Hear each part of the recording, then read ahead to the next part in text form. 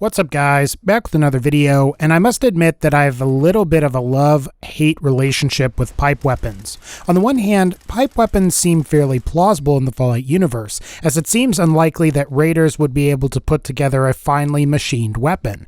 And for what they are, pipe weapons are actually fairly decent and offer the player a lot of versatility that many other weapons don't provide earlier on in your Fallout 4 playthroughs. On the other hand, pipe weapons did essentially replace the function of a lot of beloved weapons from the previous Fallout games, like the 9mm pistol or the varmint rifle. And pipe weapons do tend to be an inferior option to other more specialized weapons from the early game, like the 10mm pistol or the double-barreled shotgun. But today, I figured it could be fun to defend pipe weapons from Fallout 4 and discuss why they're actually fairly good as early to mid-game weapons, and also have the potential to still be useful well into the late game. But before we do that, let's talk about why pipe weapons are the way that they are. So sort of like the 9mm pistol or varmint rifle from New Vegas, or the iron or steel weapons from Skyrim, pipe weapons are mostly designed as early game weapons, and they were placed in the game as something for the player to use really early on until they find something that's stronger. So while pipe weapons are bad compared to something like plasma weapons or the combat rifle, they were never really meant to be that strong in the first place. With this said, there are definitely some pretty unforgivable incarnations of pipe weapons. In my mind, the worst is probably the 38 caliber pipe revolver, which somehow manages to deal less damage than a fully upgraded regular pipe rifle, and bizarrely has a much higher upgrade requirement. And for the sake of comparison, a 38 caliber pipe revolver deals about 18 damage per shot, while the regular fully upgraded pipe rifle deals about 19 damage per shot.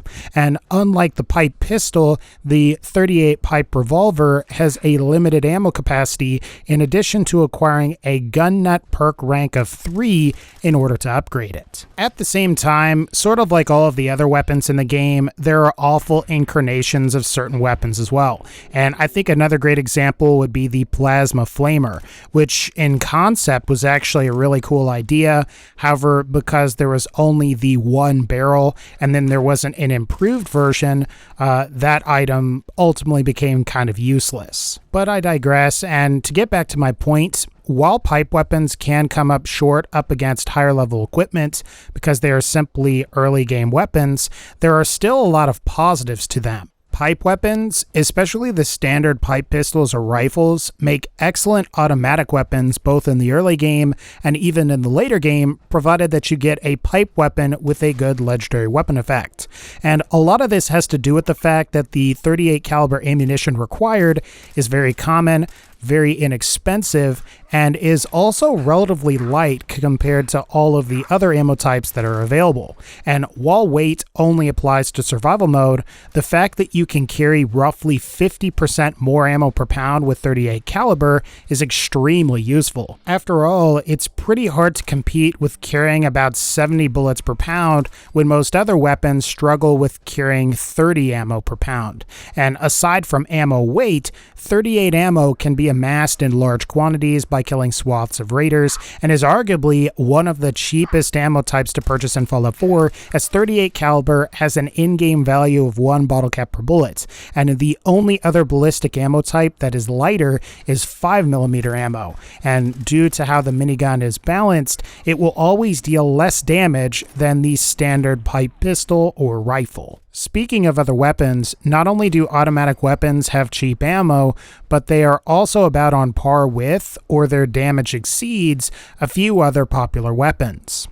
And one of those in particular is the minigun. And while the minigun may have a higher rate of fire, its poor base damage before and after upgrades may actually end up making it worse than a automatic pipe weapon. After all, a fully upgraded auto pipe rifle deals about 16 damage per shot, while a fully upgraded minigun deals 10 damage per shot. There's also the submachine gun, which is basically on par with an automatic pipe pistol or rifle in terms of damage. However, it uses ammo that's 3 times as expensive, and that same ammo weighs roughly twice as much. And while it may be nice to have a 100-round magazine, it begs the question of whether you want your magazine to weigh about 3 pounds, or if you would rather your magazine weigh about 2/3 of a pound. In fact, if you can manage to acquire an explosive pipe weapon during your playthrough and you make it automatic, you basically have a spray and pray that has ammo that weighs less, and that same ammo is much cheaper. However, unlike the submachine gun, you have access to a variety of upgrades like sniper scopes and bayonets, which are simply unavailable for the submachine gun or spray and pray. And again, while you've only got a 48-round magazine instead of a 100-round magazine, the significant reduction in weight to deal the same amount of damage is quite nice. Ultimately, while I would say that there are definitely better automatic weapons out there, like the automatic plasma rifle or something like that, an automatic pipe weapon is by no means a bad weapon to start off with. In fact, it's probably going to be the best thing that will be available to you for quite some time. One of the advantages of pipe weapons compared to other weapons with higher stats is that pipe weapons can easily make a transition from pistol to rifle by merely swapping out a pistol grip for a rifle stock or vice versa. So while weapons like the 10mm pistol, combat rifle, hunting rifle, or 44 pistol end up being better weapons overall, many of these weapons lack the flexibility between different playstyles. And I would argue that this flexibility provides a number of advantages. Perhaps the most obvious one is that pipe weapons can be used very effectively regardless of whether you pick gunslinger, rifleman, or commando as your main weapons perk. And you may find this is incredibly useful if you acquire a pipe weapon with a good legendary effect, because there is a good chance that you're going to be able to make use of that weapon regardless of whether you've picked rifleman, gunslinger, or commando. And while the revolver and bolt action variants aren't compatible with the commando perk at all, both are still compatible with rifleman and gunslinger perks. The flexibility of pipe weapons is also great for the ammo versatility that it can provide for pistol users. Because you can simply equip a pistol grip to the pipe bolt action rifle, you can use ammo types like 308 and 50 caliber, which are normally exclusive to rifle users. And while 50 caliber in particular is something that you may not end up using very often due to its high weight and relatively low damage, the ability to take advantage of using 308 caliber is quite useful. And while rifle users will pretty much always be able to deal more damage with the 308, thanks to both the hunting and combat rifles, you usually don't gain the ability to upgrade these rifles to maximum until much later on in your playthrough. In fact, you may be able to use a fully upgraded pipe bolt action pistol as a substitute for your 44 pistol earlier on, and you may even continue to use the pipe bolt action pistol long after that, as the pipe bolt action pistol can be suppressed where the 44 pistol cannot. Another advantage that pipe weapons have is that they have pretty low upgrade requirements, and while the pipe revolver's upgrade requirements are a little bit steep, both the standard pipe and bolt action pipe weapons will require no more than a gun nut perk rank of 2 and possibly a science perk rank of 1, provided that you want to use a sniper scope. Earlier, I mentioned that both the hunting rifle and combat rifle were superior to the pipe bolt action weapons when all three are fully upgraded. However, to upgrade to the 308 combat rifle, you need a gun nut perk rank of 4, and while the hunting rifle should deal about 55 damage compared to the pipe bolt action's 51 when fully upgraded, the fact is that the upgrade requirements for super long range scopes are higher than they are for the pipe bolt action. Where you would normally need a gun nut perk rank of 2 to get the scope on the pipe bolt action, you need a gun nut perk rank of 3 for the hunting rifle.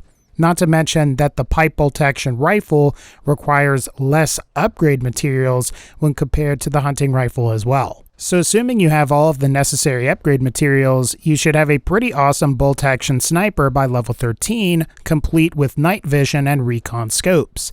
And in the case of the hunting rifle versus the pipe bolt action, the hunting rifle isn't that much better and is more expensive to upgrade. In fact, you may be better off holding off and continuing to use pipe weapons until much better weapons like the 308 combat rifle or the 44 pistol are more available.